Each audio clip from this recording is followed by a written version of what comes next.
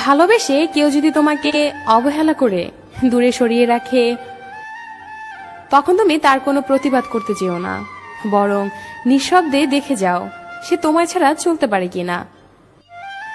তার সাথে দেখা না করে গোপনে খোঁজ রাখো সে অন্য কাউকে ভালোবাসে কিনা।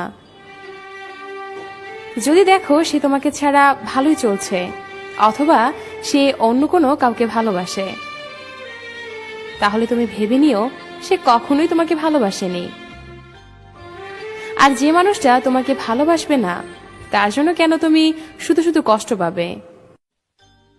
কিছু মানুষ হঠাৎ করেই এতটাই বদলে যায় যে অতীতের মানুষটির সাথে বর্তমান মানুষটির তুলনা করতে গেলে অনেক হিসেব নিকেশই মিলবে না।